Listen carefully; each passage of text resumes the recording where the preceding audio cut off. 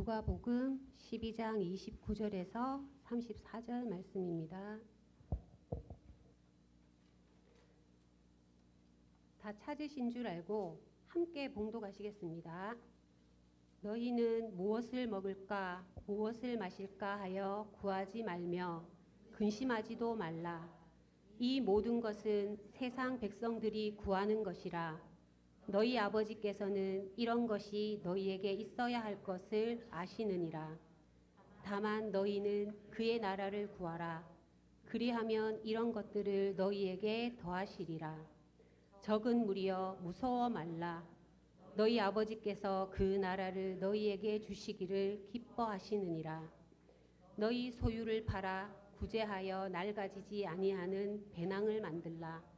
곧 하늘에 둔 바 다함이 없는 보물이니 거기는 도둑도 가까이 하는 일이 없고 좀도 먹는 일이 없느니라. 너희 보물 있는 곳에는 너희 마음도 있으리라. 아멘. 이 시간 최영길 목사님께서 물질을 좇지 마라라는 제목으로 말씀 증거해 주시겠습니다.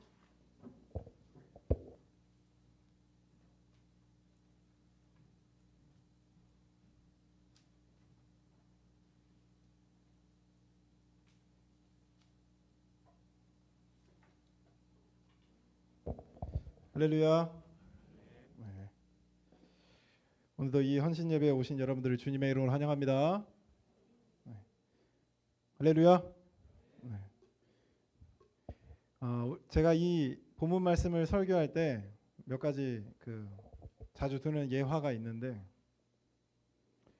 그 중에 하나가 이제 제이라는 강아지 이야기입니다.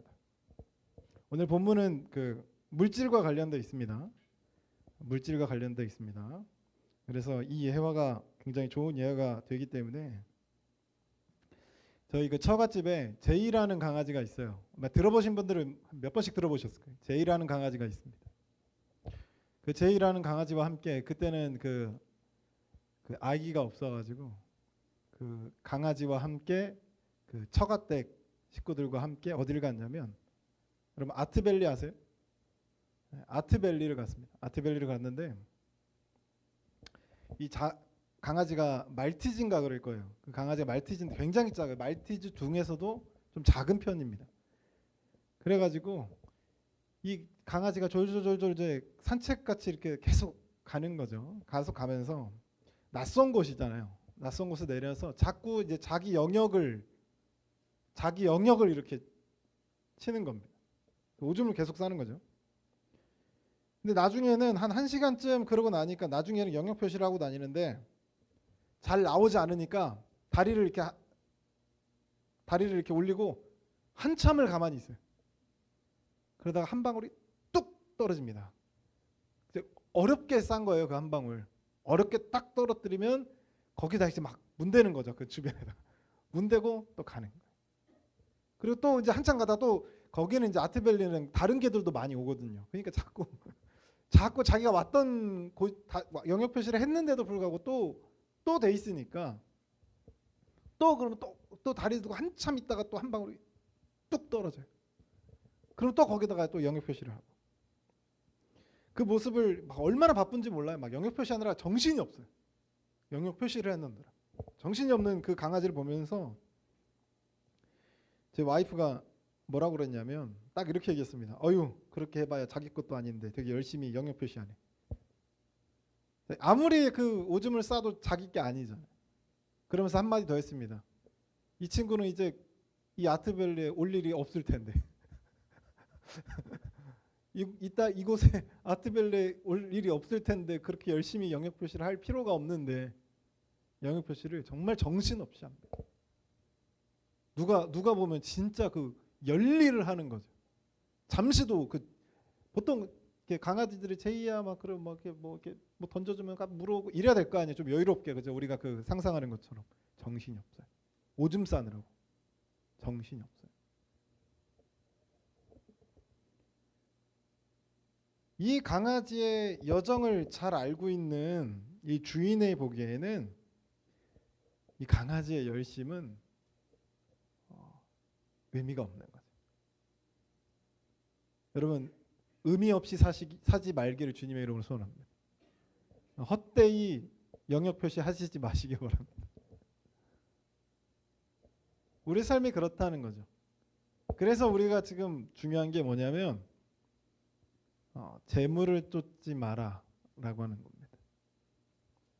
오늘 누가복음은 이제 누가복음 설교할 때마다 항상 얘기해요. 몇 군데로 나눠져 있다고요? 누가복음이 몇 군데로 나눠져 있다고요? 3군데. 첫 번째 이야기는 갈릴리에서 이야기입니다. 두 번째 이야기는 갈릴리에서 예루살렘으로 가는 과정. 그것이 두 번째 이야기. 세 번째 이야기는 예루살렘에 도착해서 예루살렘에서 죽고 부활하시기까지. 그 이야기가 3개로 구성이 되어 있는 거예요. 그래서 1장부터 9장 마지막까지는 갈릴리에서 사역을 하고 9장 마지막 51절에 보면 예수님께서 단단히 결심을 하시고 예루살렘을 향해서 가기 시작합니다. 그 이야기가 9장 후반부부터 19장 27절까지. 그러니까 거의 10장에 할애하면서 거기서 아니 뭐 갈릴리에서 예루살렘까지는 얼마 안 걸려요. 근데 제일 많은 부분을 차지합니다. 여러분 보면 예수님이 왜 예루살렘으로 가고 있을까요? 왜 여행을 갈릴리를 떠나서 예루살렘의 여행을 가기 시작했을까요? 예루살렘에서 뭐가 기다리죠? 뭐가 기다려요? 십자가가 기다립니다. 그 예수님께서 9장 51절에 굳게 예루살렘으로 가기로 굳게 결심한 것은 뭐냐면 십자가로 가기로 굳게 결심하고 출발한 거예요. 그런데 이 출발한 그 여정 속에서 보면 여러 가지 이야기들이 나와요. 그 갈릴리에서 예루살렘으로 가기까지 그 두 번째 이야기들 있죠. 거기에 보면 수많은 이야기들이 나오는데 예수님은 십자가로 가기 위해서 결심을 하고 출발한 거예요.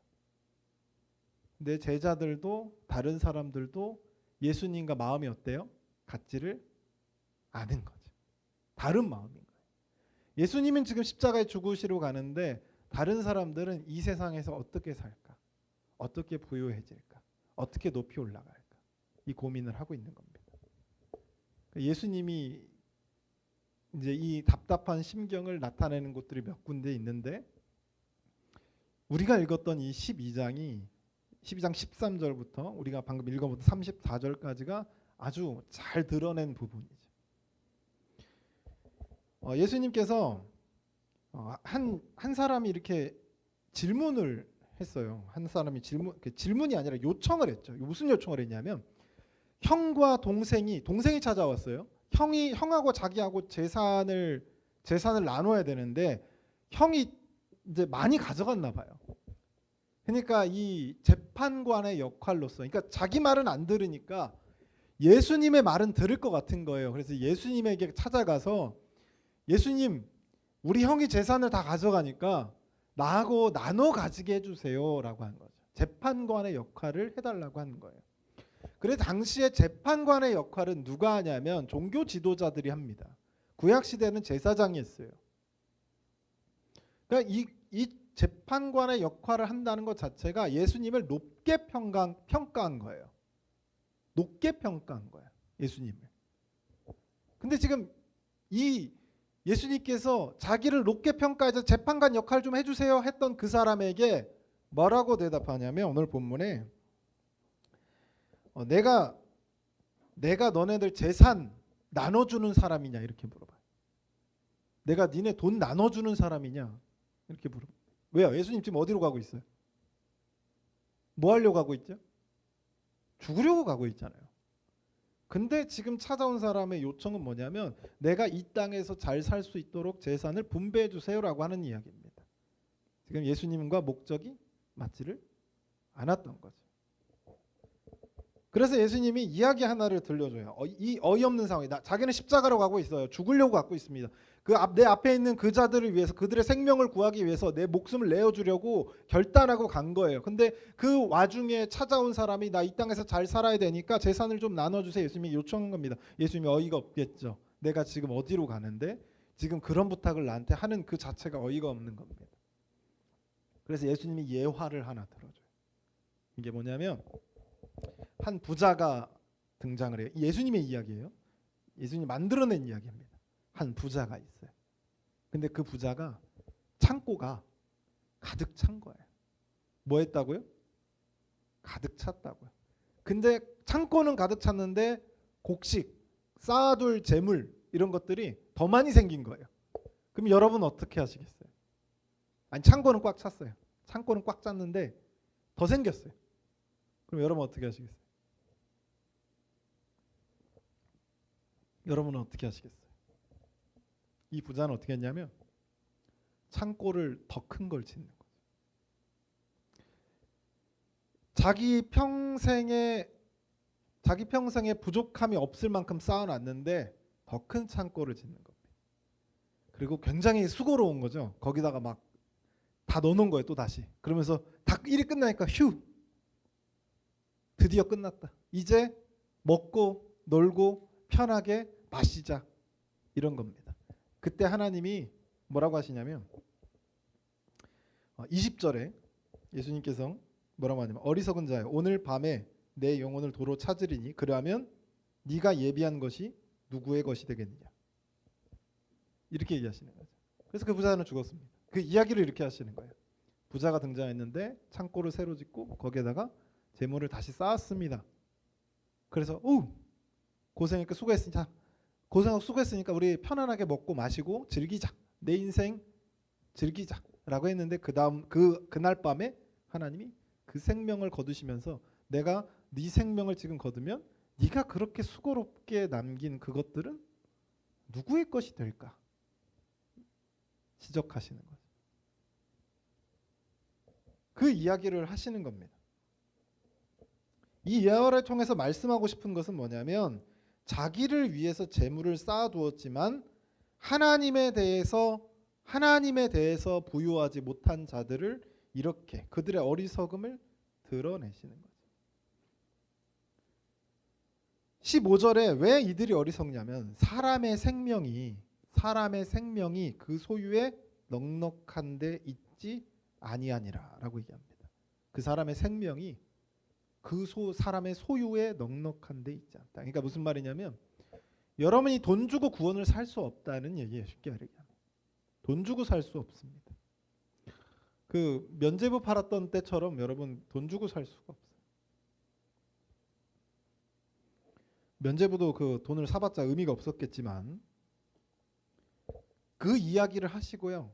오늘 우리가 읽었던 그 말씀이 예수님께서 그 전에는 이제 회중 앞에서 그 얘기를 하신 거죠.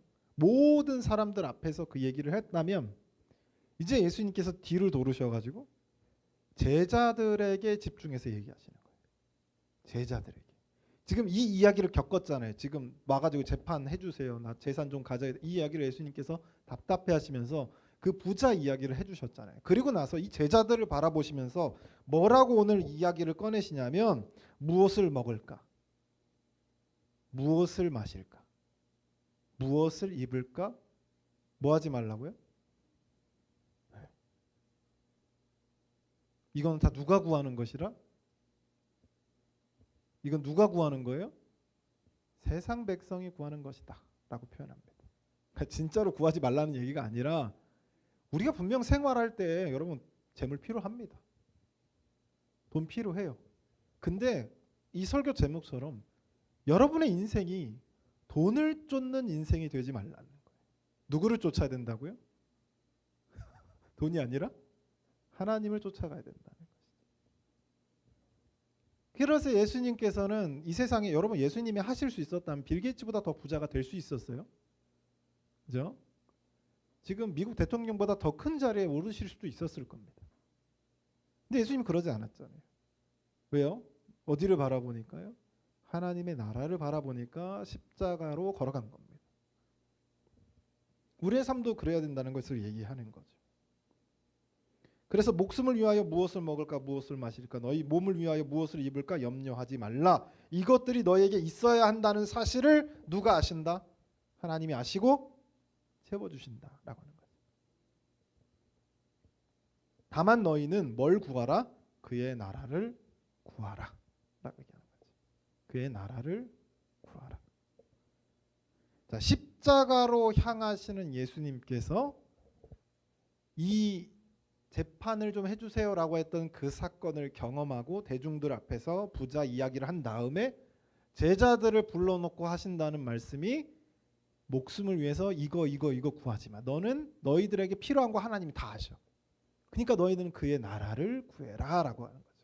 그러면서 예수님이 이 당부는 무슨 얘기냐면 난 십자가로 가려고 있는데 너희들이 이 땅에서 어떻게 살까, 어떻게 부유하게, 어떻게 괜찮게 살까 걱정하지 말라는 거죠. 너희의 목적이 재물을 쌓는 데 있어서는 안 된다라는 이야기입니다. 우리 옆 사람에게 한번 이렇게 얘기해 봅시다. 재물을 쫓지 맙시다. 재물 쫓지 맙시다. 알았죠, 참미야?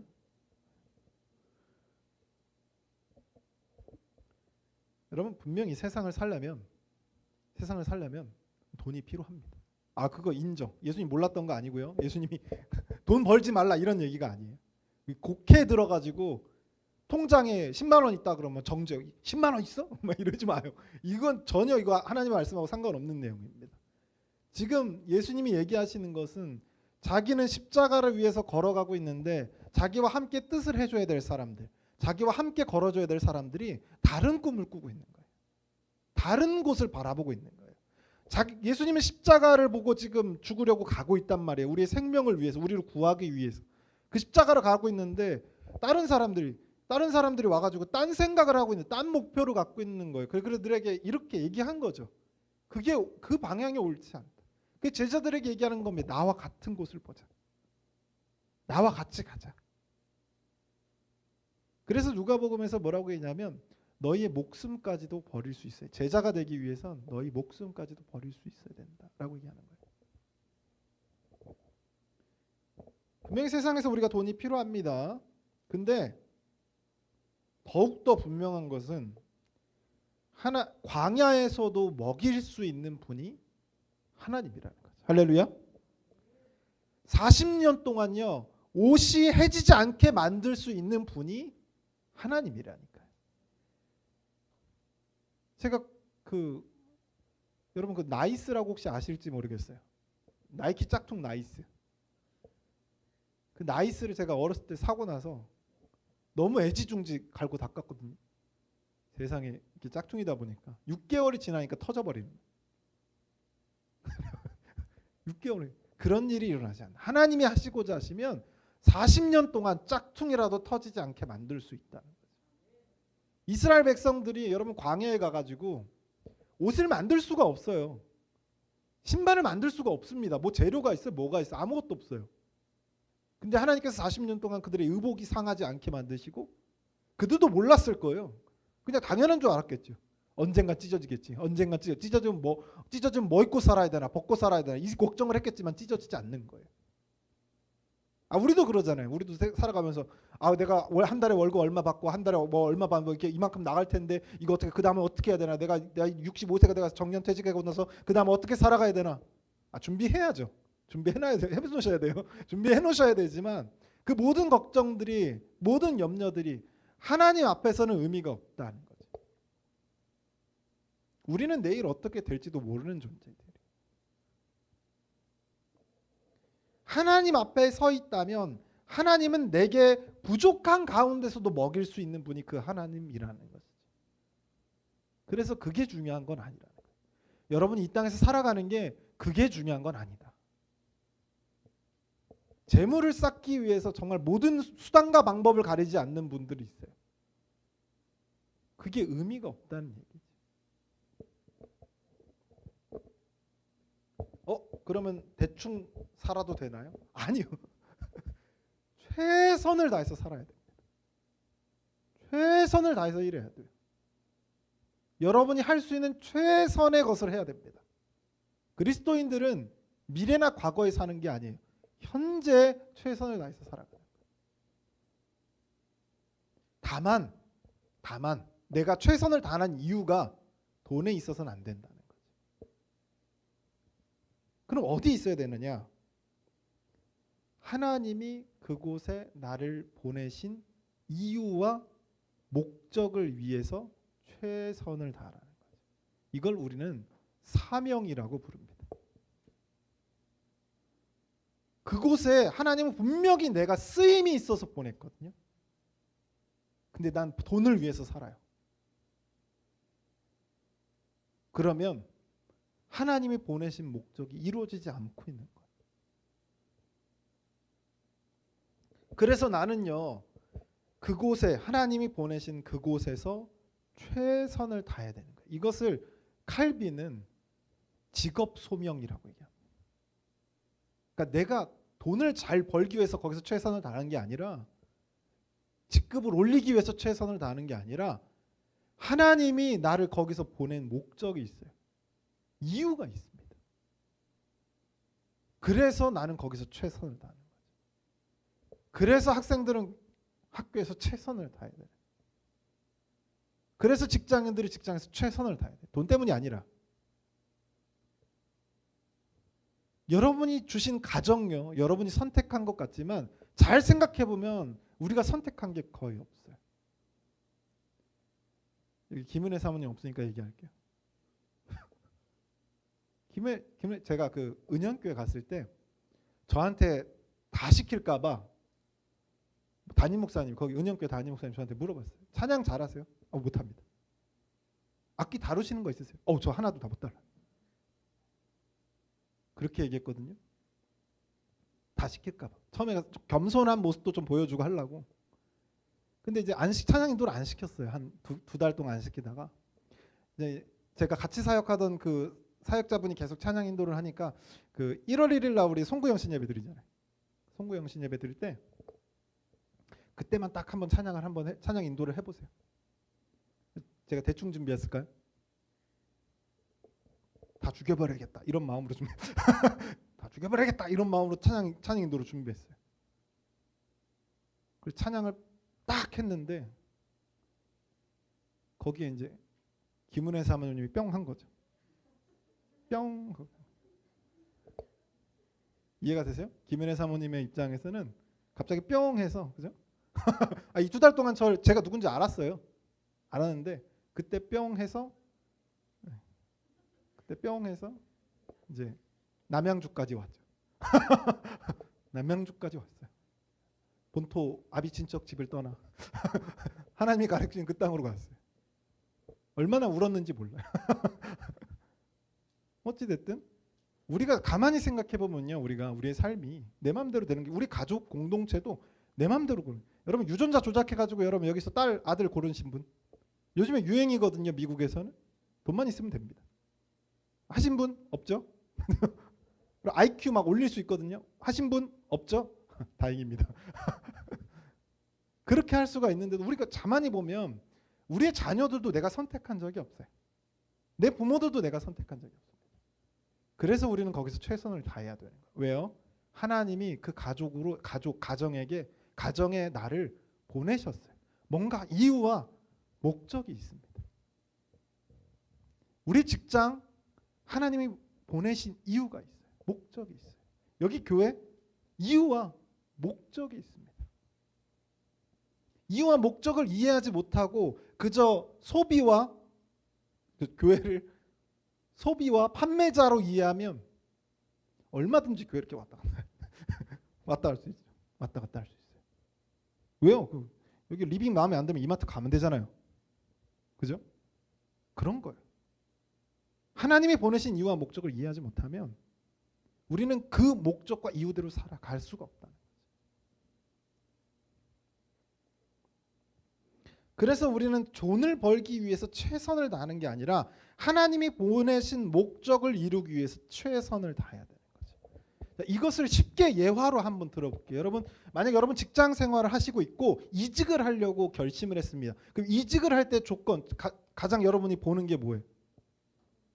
첫 번째, 누가 얘기했어요? 돈, 그렇죠? 연봉, 그렇죠? 연봉이 얼마가 되는. 두 번째, 복지가 얼마나 되는. 그렇죠? 그렇잖아요. 그러면서 우리가 이제 그걸 보고 따라가. 왜냐하면 우리가 살아가는 곳은 자본주의이기 때문이죠. 당연한 거예요. 연봉을 보고요. 조건 그런 조건들을 보는 거예요. 그럼 이거를 이 원리를 저한테 한번 적용해 볼게요. 잘 들어보세요. 저한테 적용해 볼 거예요. 천성교회가 제 설교를 유튜브로 보더니 설교를 잘한다고 저희 스카웃이 들어온 거예요. 한 달에 500만 원 줄게. 그랜저 차도 하나 뽑아주고 신한 아파트도 살게 해줄게. 조건이 들어왔어요. 어떻게 해야 돼요, 여러분? 여러분 어떻게 해야 돼요? 조건이 아이고 콧물이 나왔네. 상상해도 너무 좋죠? 그럼 어떻게 해야 돼요? 당장 짐 싸야겠죠? 자본주의 입장에서. 그죠? 근데 여러분이 알고 있는 것처럼 목회자가 그러면 돼요, 안 돼요? 맞습니다. 안 돼요. 제가 김성수 청년이 이제 전도사로 사역을 나갈 때 당부했던 몇 가지 중에 하나가 그거였습니다. 돈을 보고 가지 말아라. 그것만 하지 않아도 목회자로서 성공할 수 있다.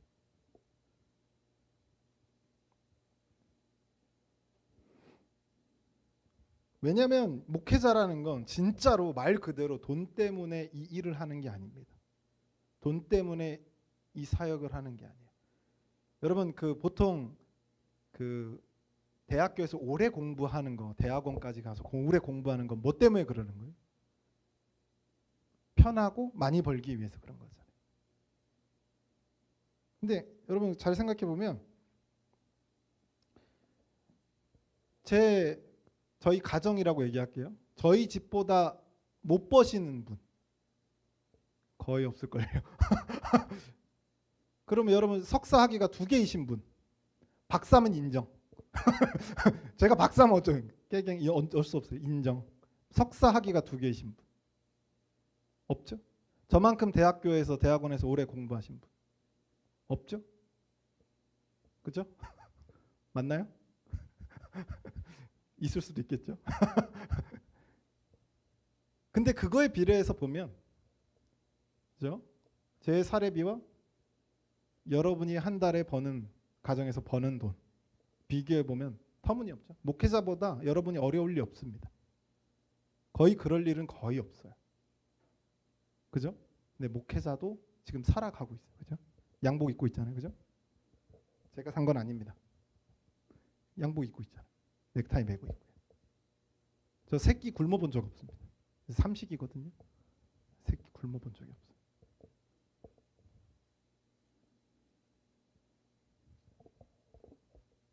그런데 목회자들은요, 돈 때문에 움직이지 않습니다. 돈이 항상 부족해요. 만나서 무슨 얘기하는 줄 알아요? 제 동기들끼리 만나면 애기들이 하나씩 생겨가지고 모이면 무슨 얘기하냐면, 야, 애기 한 달에 사교육비가 100만 원 든대. 내 사례비 절반 날라. 이 이야기하고 하고 있다니까. 큰일 났어. 영어를 버리고 그리스어를 가르쳐야 될 것 같아. 왜냐 헬라어니까. 영어를 포기하고 대신에 헬라어를 가르칠 거야. 이런 얘기를 하고 있는 거죠. 내가 과외 선생님 돼서 50만 원 세이브 이런 얘기를 하고 있는 거죠. 근데 여러분 목회자들도 잘 살고 있고요. 목회자들의 자녀들도 잘 살고 있습니다. 제가 산 증인이니까.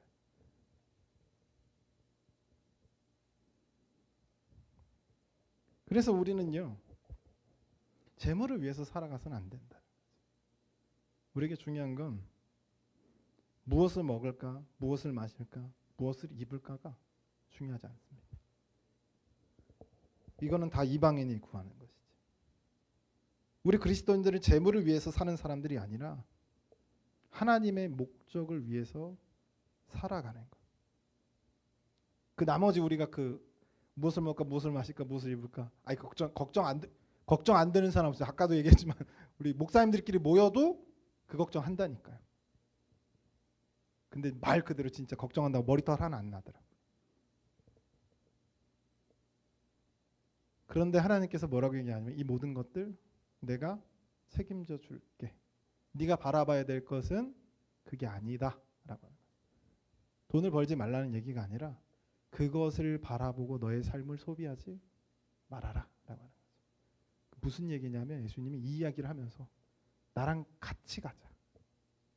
나랑 같은 곳을 보고 나랑 같은 뜻을 품고 나와 같은 열정으로 나랑 같이 걸어가자. 중간에 돈도 필요해요. 중간에 여러 가지 필요합니다.